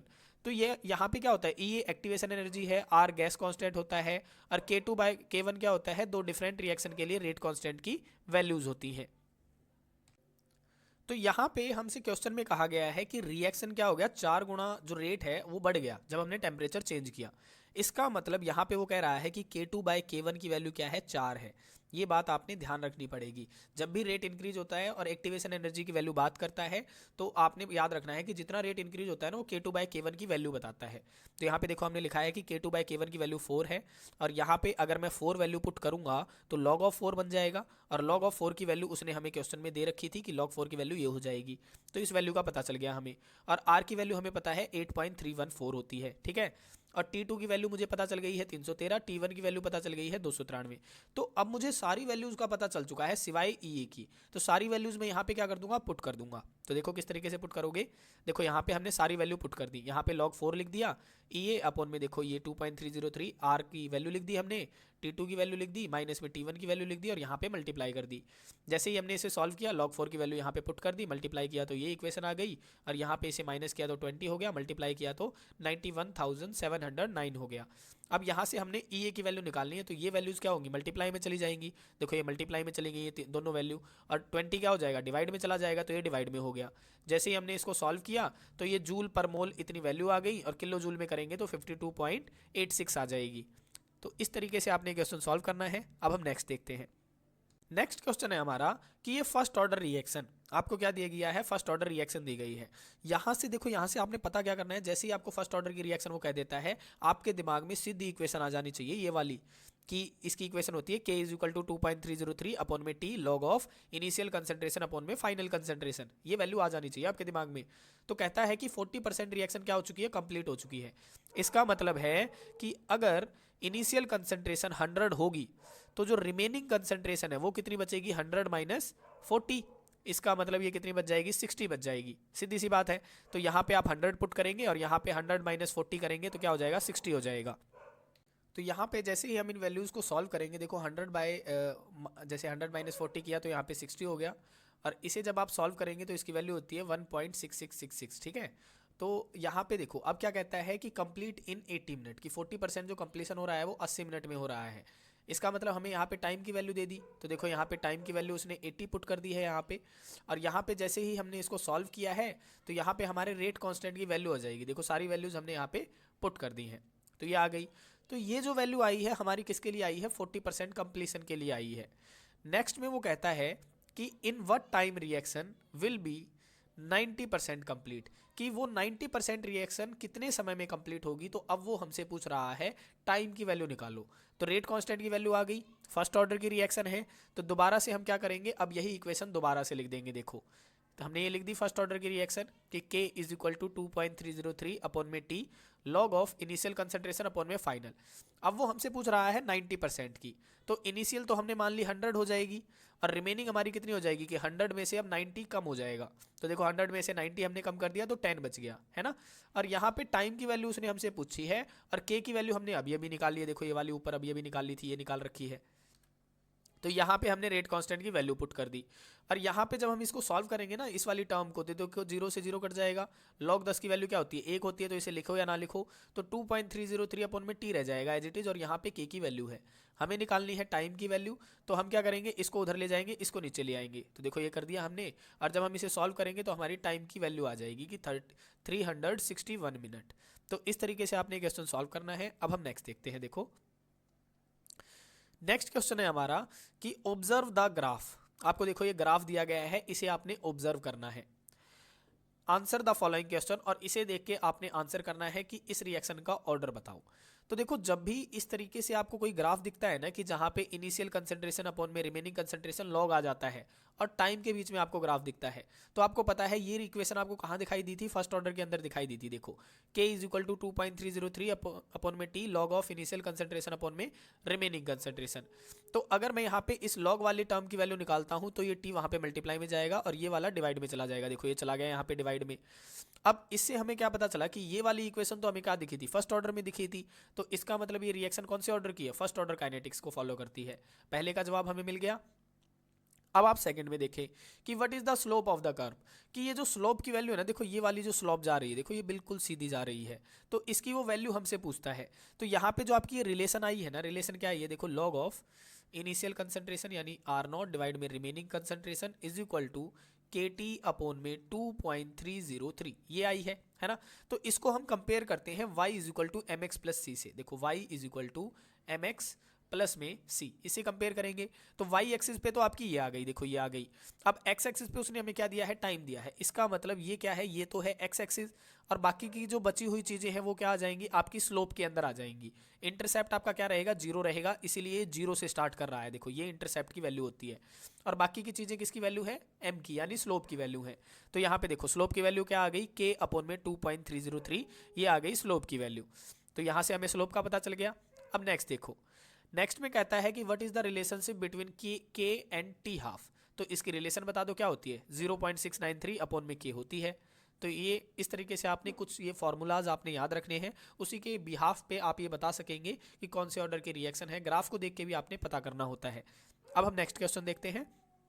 नेक्स्ट क्वेश्चन है हमारा कि the rate constant for the first order decomposition of N2O5 is given by the following equation, कि आपको rate constant की वैल्यू दी गई, देखो ये वाली वैल्यू दी गई है और ये वाली वैल्यू आपको किससे मिली जुली लग रही है, तो ये वैल्यू आपको मिली जुली लग रही है अरेनियस इक्वेशन से, K इज इक्वल टू ए ई की पावर माइनस ई ए अपॉन में आर टी। देखो उसी की तरह लग रही है ना ये वैल्यू, ए की वैल्यू ये हो जाएगी, ई ए अपॉन में आर टी की वैल्यू ये हो जाएगी, है ना। तो आपसे पूछ रहा है कि आपने एक्टिवेशन एनर्जी की वैल्यू कैलकुलेट करनी है और रेट कांस्टेंट यानी के की वैल्यू कैलकुलेट करनी है if it's half life period भी 300 मिनट। तो ये जो 300 मिनट दे रखा है ये हाफ लाइफ दे रखा है, यानी टी हाफ की वैल्यू दे रखी है। तो आपने दो वैल्यू कैलकुलेट करनी है, एक तो एक्टिवेशन एनर्जी की और दूसरी रेट कांस्टेंट की।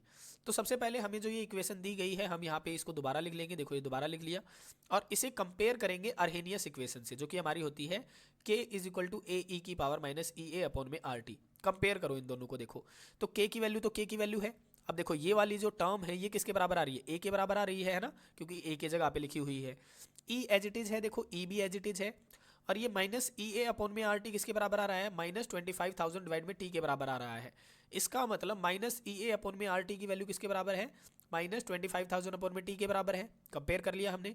अब यहाँ से सॉल्व करना शुरू करो, देखो माइनस से माइनस कट गया, देखो ये प्लस बन जाएगा, t से t कट गया, देखो ये कट गया, बचा क्या आर, आर वहाँ पे मल्टीप्लाई में चला जाएगा तो ई ए की वैल्यू आ जाएगी और आर की वैल्यू हमें पता है 8.314 होती है।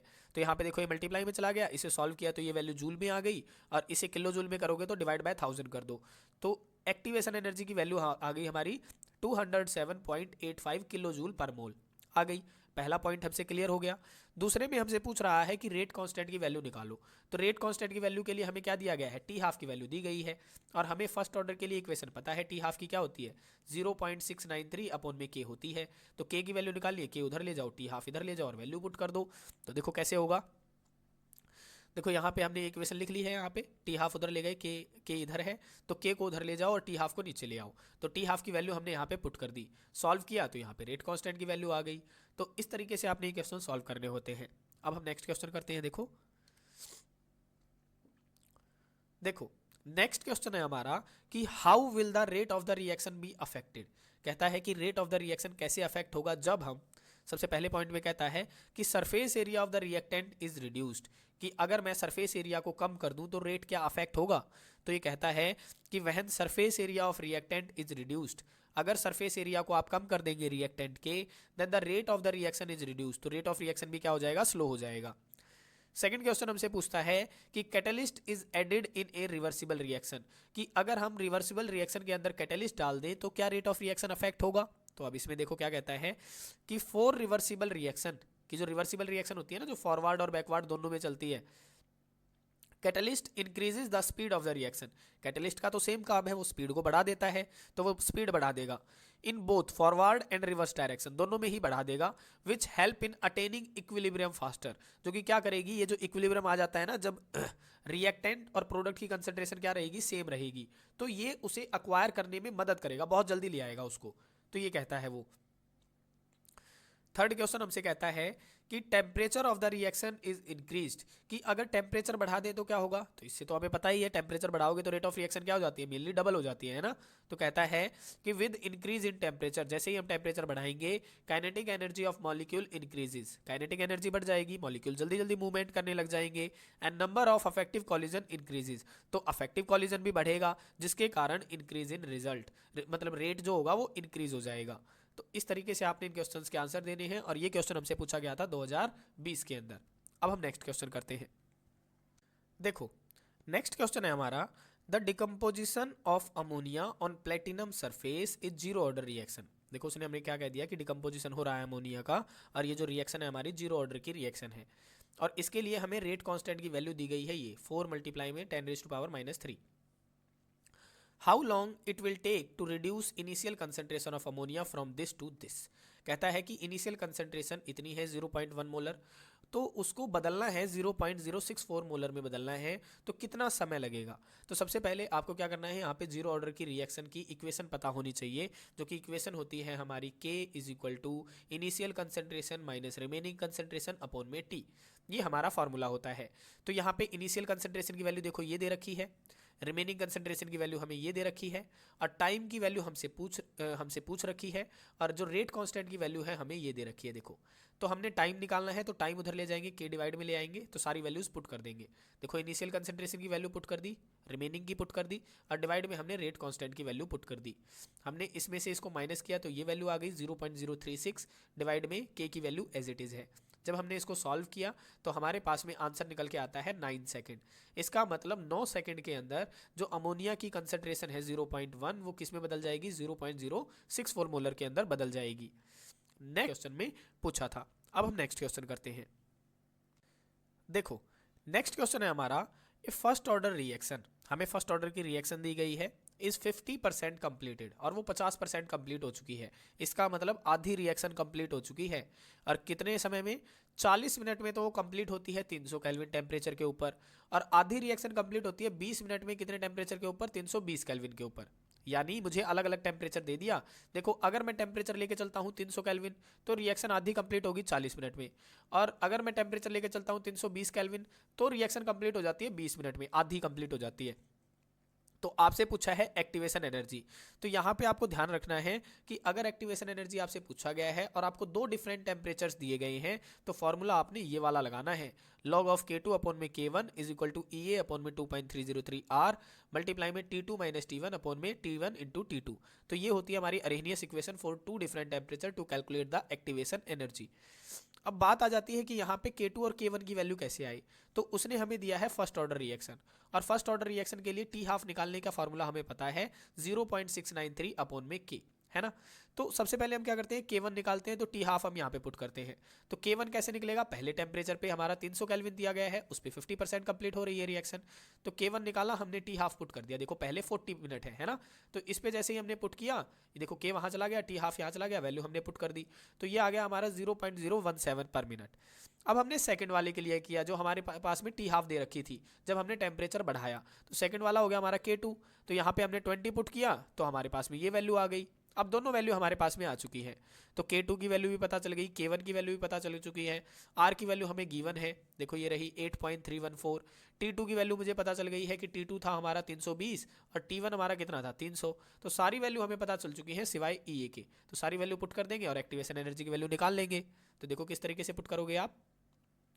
देखो यहाँ पे जैसे ही हमने K2 और K1 की वैल्यू पुट करी तो ये आ गया log 2, और log 2 की वैल्यू हमें पता ही होती है क्या होती है, 0.3010 होती है ना। तो यहाँ पे log 2 ही लिख देंगे फिलहाल के लिए, देखो ये log 2 लिख दिया, EA अपॉन में 2.303 और R की वैल्यू पुट कर दी हमने 8.314।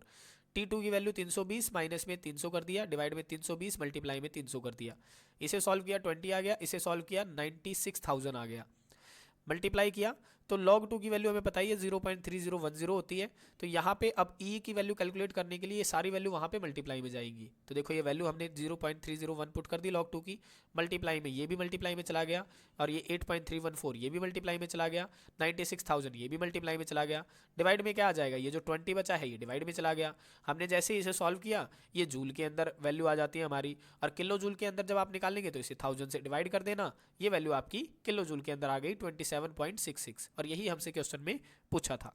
अब हम नेक्स्ट क्वेश्चन करते हैं। देखो नेक्स्ट क्वेश्चन है हमारा कि for the first order thermal decomposition reaction the following data are obtained. हमें एक रिएक्शन दी गई है और इसका कुछ डाटा दिया गया है कि 0 टाइम के ऊपर हमारे पास में इतना प्रेशर होता है, 300 सेकंड के ऊपर हमारे पास में टोटल प्रेशर इतना हो जाता है 0.50, ठीक है। और ये हमें रिएक्शन दी गई है कि क्लोरोइथेन है और वो कन्वर्ट होके इथीन बना देता है और क्लोरीन गैस बना देता है, ठीक है।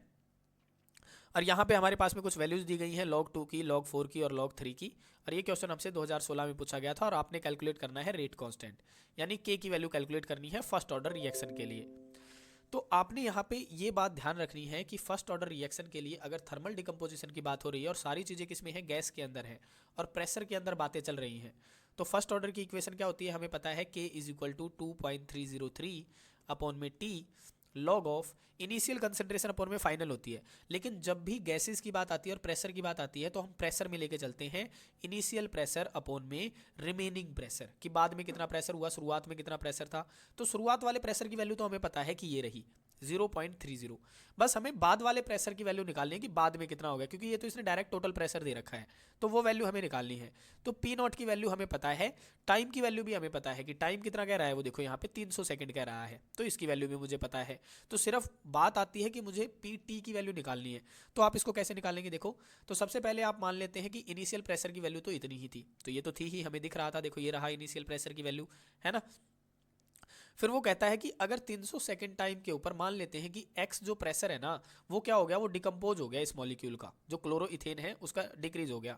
तो 0 टाइम के ऊपर मैं मान के चलता हूँ कि पहले इनिशियल इतना था, तो जब ये डिकम्पोज हुआ होगा तो 0 प्रेशर क्या हुआ है, डिकम्पोज हुआ है।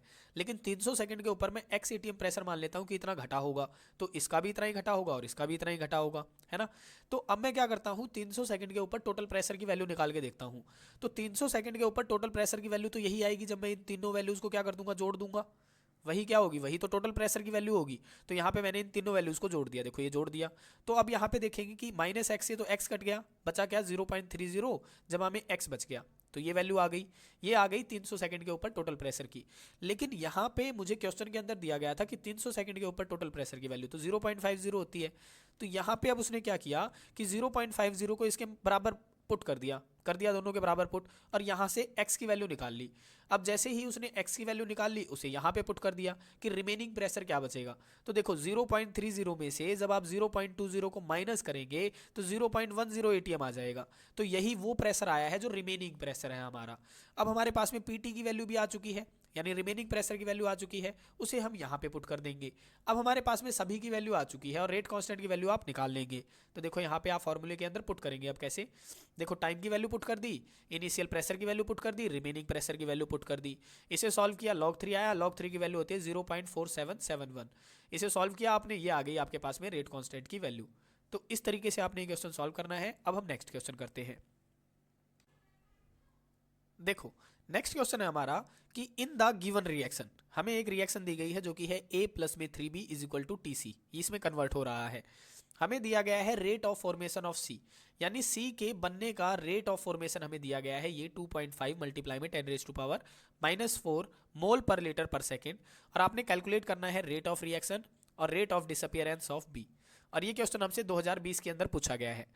तो आपको कोई भी अगर कोई रिएक्शन दी गई है ना, तो उसके लिए थ्योरेटिकल रेट ऑफ रिएक्शन लिखना आना चाहिए है। तो रेट ऑफ रिएक्शन कैसे लिखा जाता है, देखो कि रिएक्टेंट की कंसंट्रेशन तो हमेशा घटती है, यानी decrease in concentration of reactant, या फिर प्रोडक्ट की कंसंट्रेशन हमेशा बढ़ती है, यानी increase in concentration of product to the change in time, क्योंकि टाइम के साथ में चेंज क्या होती है, रिएक्टेंट और प्रोडक्ट की कंसंट्रेशन चेंज होती रहती है। तो आप रेट ऑफ रिएक्शन कैसे लिखते हैं, देखो ये हो गया रिएक्टेंट, तो minus D of change in concentration of A divide में डी टी। ये हो गया, देखो ए की हमने लिख दिया क्योंकि रिएक्टेंट है। ये किसके बराबर होगा, ये बी की रिएक्टेंट भी कंसंट्रेशन क्या होगी, डिक्रीज होगी। तो बी की हम लिखेंगे minus change in concentration of B divide में डी टी। और ये 1/3 क्या करते हैं, तो ये कॉफिशिएंट को डिवाइड में लिखा जाता है जब हम रेट ऑफ रिएक्शन लिखते हैं। तो देखो 1/3 हमने लिख दिया, इज इक्वल टू प्रोडक्ट की क्या होगी, इंक्रीज होगी, इसलिए हमने यहाँ पे माइनस नहीं लगाया है, ये प्लस को रिप्रेजेंट करता है क्योंकि इसकी कंसंट्रेशन हमेशा बढ़ेगी, प्रोडक्ट की कंसंट्रेशन। तो आपने लिख देना है change in concentration of C divide में dt, और मल्टीप्लाई में आप क्या करेंगे 1/2, जो भी कॉफिशिएंट में होता है वो डिवाइड में चला जाता है। तो यहाँ पे आपने वैल्यूज लिख ली। अब आपको दिया गया है रेट ऑफ फॉर्मेशन, इसका मतलब बनने की क्रिया दी गई है आपको। देखो ये जो डी सी अपॉन में डी टी है ना, इसकी वैल्यू आपको दी गई है, ये है फॉर्मेशन, ठीक है। तो आपने रेट ऑफ रिएक्शन निकालना है। तो रेट ऑफ रिएक्शन में आप ये किसके बराबर है, ये तीनों के बराबर है, तो ये इसके भी बराबर होगा। तो इसकी वैल्यू है ही आपके पास में, तो 1/2 से मल्टीप्लाई कर दो, आपके पास में रेट ऑफ रिएक्शन आ जाएगा। तो देखो हमने यहाँ पे सेपरेट करके लिख लिया कि ये बराबर हो जाएगा 1/2 मल्टीप्लाई में डी सी अपॉन में डी टी। और ये डी सी अपॉन में डी टी की जगह पे हमने उसकी वैल्यू रख दी जो उसने दी थी, देखो यहाँ पे पुट कर दी। इसे सॉल्व किया, ये आ गया हमारे पास में रेट ऑफ रिएक्शन, यही निकालना था हमने। नेक्स्ट में वो कहता है कि रेट ऑफ डिसअपियरेंस निकालो। देखो डिसअपियरेंस का मतलब है कि बी की कंसंट्रेशन क्या हो रही है, घट रही है, यानी माइनस इसके अंदर ऑलरेडी इंक्लूडेड है। तो यहाँ पे वैल्यू हमसे पूछी है बी के डिसअपियरेंस की, तो यहाँ पे मुझसे वैल्यू पूछी है माइनस डी बी अपॉन में डी टी, इसकी वैल्यू हमसे पूछी है। 1/3 इसके अंदर इंक्लूड नहीं है, तो आपने ये बात ध्यान रखनी है। तो इसने मुझसे वैल्यू पूछी माइनस डी बी अपॉन में dt, इसकी वैल्यू पूछी है। तो ये 3 अगर मैं वहां पे मल्टीप्लाई में लेके जाऊंगा तो रेट ऑफ रिएक्शन से मैं मल्टीप्लाई कर दूंगा, तो 3 मल्टीप्लाई में रेट ऑफ रिएक्शन, और इसकी वैल्यू मैंने अभी अभी निकाली थी, देखो ये निकाल रखी है। तो 3 मल्टीप्लाई में रेट ऑफ रिएक्शन की वैल्यू मल्टीप्लाई कर दो, आपके पास में रेट ऑफ डिसअपियरेंस की वैल्यू आ जाएगी। तो देखो यहाँ पे उसने यही किया है कि ये डिसअपियरेंस की वैल्यू निकाल रहे हैं, 3 मल्टीप्लाई में रेट ऑफ रिएक्शन, ये रेट ऑफ रिएक्शन की वैल्यू पुट कर दी, देखो जो यहाँ पे निकाली थी वही पुट कर दी, और इसे सॉल्व कर दिया। तो ये हमारे पास में आ जाएगी रेट ऑफ डिसअपियरेंस की वैल्यू। तो इस तरीके से आपने सॉल्व करनी है। अब हम नेक्स्ट क्वेश्चन देखते हैं। देखो नेक्स्ट क्वेश्चन है हमारे पास में कि आपको कोई रिएक्शन दी गई है, ये दे दी आपको 2 मोल ऑफ N2O5, ये बदल रहा है 4 मोल ऑफ NO2 के अंदर और ऑक्सीजन के अंदर एट 318 केल्विन के अंदर। तो आपने कैलकुलेट करना है rate of reaction if the rate of disappearance of N2O5 is this. अब देखो फिर से वही है, अगर आपको कोई रिएक्शन दी गई है तो आपको थ्योरेटिकल रेट लिखना आना चाहिए है। तो लिखते कैसे हैं, देखो यहाँ पे क्या किया, सबसे पहले इसने ये रिएक्टेंट है तो इसकी कंसंट्रेशन घटेगी, माइनस का निशान लगा दिया। Change in concentration of this divide में dt, और मल्टीप्लाई में क्या किया, जो कॉफिशिएंट होता है वो डिवाइड में चला जाता है, तो 1/2 कर दिया, इज इक्वल टू। अब ये जो दोनों ये क्या है, ये प्रोडक्ट है, तो इनकी कंसंट्रेशन हमेशा बढ़ेगी। तो आपने क्या किया, देखो यहाँ पे कोई माइनस का निशान नहीं है, तो आप क्या करेंगे, जो कॉफिशिएंट है वो तो डिवाइड में चला जाएगा 1/4, और ये हो जाएगा change in concentration of NO2 divide में dt बराबर में। इसकी कंसंट्रेशन भी बढ़ेगी, तो कॉफिशिएंट कुछ भी नहीं है तो आपने कुछ भी नहीं लगाना है, और इसकी कंसंट्रेशन हो जाएगी change in concentration of oxygen divide में dt। अब उसने मुझे वैल्यू दी है रेट ऑफ डिसअपियरेंस की, इसका मतलब माइनस इसके अंदर ऑलरेडी इंक्लूड होगा, डिस का मतलब है कि कम होना, ठीक है। तो यहाँ पे देखो ये वाला माइनस और इसकी वैल्यू मुझे दी गई है, देखो इसकी वैल्यू दी गई है। तो यहाँ पे रेट ऑफ रिएक्शन आपने निकालना है तो 1/2 की मल्टीप्लाई कर दो उसके साथ में, देखो ये देखो 1/2 मल्टीप्लाई में देखो माइनस इंक्लूड किया है हमने। तो यहाँ पे आपने ये वाली वैल्यू पुट कर दी जो उसने दी थी और मल्टीप्लाई किया, इसे सॉल्व कर दिया, तो ये आ गई हमारे पास में रेट ऑफ रिएक्शन की वैल्यू। और यही उसने हमसे पूछा था और ये क्वेश्चन आया था हमारा 2023 के अंदर। तो इस तरीके से आपने क्वेश्चन सॉल्व करना है। अब हम नेक्स्ट देखते हैं। नेक्स्ट क्वेश्चन है हमारा कि व्हाट हैपन, कि क्या होगा टू द रेट कांस्टेंट के साथ में एंड एक्टिवेशन एनर्जी के साथ में as the temperature of the reaction increase, अगर रिएक्शन का टेम्परेचर बढ़ा दिया जाता है तब क्या होगा। तो और ये क्वेश्चन हमारा आया था 2023 के अंदर। तो इसमें आपने ध्यान रखना है कि जो रेट कांस्टेंट होता है ना वो टेम्परेचर के डायरेक्टली प्रोपोर्शनल होता है। जैसे जैसे रेट कांस्टेंट की वैल्यू बढ़ती है वैसे वैसे टेम्परेचर की वैल्यू भी बढ़ती है, और टेम्परेचर की वैल्यू अगर घटेगी तो रेट कांस्टेंट की वैल्यू भी घटेगी। लेकिन जो एक्टिवेशन एनर्जी होती है ना, एक्टिवेशन एनर्जी के ऊपर टेम्परेचर का कोई फर्क नहीं होता, ये इंडिपेंडेंट होता है, ठीक है, टेम्परेचर के इंडिपेंडेंट होता है। तो आप क्या लिखेंगे कि the rate constant K of a chemical reaction increases as the temperature of the reaction is increased, कि रेट कांस्टेंट की वैल्यू तो इंक्रीज होगी जैसे जैसे टेम्परेचर बढ़ेगा। दिस इज बिकॉज, ये इसलिए होगा क्योंकि increase the temperature increase the average kinetic energy, कि जैसे जैसे टेम्परेचर बढ़ता है क्योंकि काइनेटिक एनर्जी भी बढ़ेगी और of the reactant molecule more molecule have energy to overcome activation energy barrier to react, क्योंकि देखो हमने ये बताया था ना कि इस तरीके से होता है, यहाँ पे रिएक्टेंट मान लेते हैं, यहाँ पे प्रोडक्ट हो गया, तो रिएक्टेंट के पास में अगर ज़्यादा टेम्परेचर बढ़ाएंगे तो ज़्यादा कोलाइड करेंगे मॉलिक्यूल, जिसके कारण एवरेज काइनेटिक एनर्जी बढ़ जाएगी, तो ज़्यादा रिएक्शन होगी तो रिएक्टेंट के पास में इतनी एनर्जी हो जाएगी कि वो एनर्जी बैरियर को क्रॉस कर जाए और प्रोडक्ट में बदल जाए, तो रेट कांस्टेंट की वैल्यू बढ़ जाती है। लेकिन एक्टिवेशन एनर्जी में क्या होता है, देखो अब यहाँ पे इक्वेशन दी गई है एक्टिवेशन एनर्जी के लिए कि K इज इक्वल टू ए ई की पावर माइनस ए अपॉन में आर टी। ए होता है अर्हेनियस कांस्टेंट, के होता है रेट कांस्टेंट, ई होती है activation energy, R gas constant और टी होता है टेम्परेचर। तो यहाँ पे कहता है कि the activation energy of a chemical reaction, की जो एक्टिवेशन एनर्जी होगी ना does not change with temperature, उसको टेम्परेचर से कोई लेना देना नहीं है, वो तो आपकी फिक्स ही रहती है, ठीक है। तो इस तरीके से आपने क्या करना है, क्वेश्चन सॉल्व करने होते हैं। अब हम नेक्स्ट देखते हैं। तो यहाँ पे हमारे जो CBSE के पास्ट 10 ईयर्स के जो क्वेश्चन थे वो हमने सारे ही डिस्कस कर लिए हैं। आशा है आपको ये लेक्चर समझ में आया होगा, और अगर ये लेक्चर आपको समझ में आया है तो ज़्यादा से ज़्यादा इसे शेयर कीजिए, और आगे आने वाला जो लेक्चर है हमारा उसमें हम 2025 के PYQ आपके सॉल्व करवाएंगे, वो हम अगले लेक्चर में करेंगे। तो आज के लिए अगर आपको इसके नोट्स चाहिए है PYQ की, अगर ये आपको PDF चाहिए है तो ज़्यादा से ज़्यादा कमेंट कीजिए PDF, ताकि इसको हम अपने टेलीग्राम चैनल पे अपलोड कर दें। और अगर आपने टेलीग्राम चैनल हमारा ज्वाइन नहीं किया हुआ है तो जल्दी से जाके ज्वाइन कर लें, लिंक आपको डिस्क्रिप्शन में मिल जाएगा, और वहाँ पे हमने इन सारी यूनिट्स के नोट्स पहले से ही अपलोड कर रखे हैं, ठीक है। तो आज के लिए इतना ही, मिलते हैं किसी और वीडियो में, थैंक यू।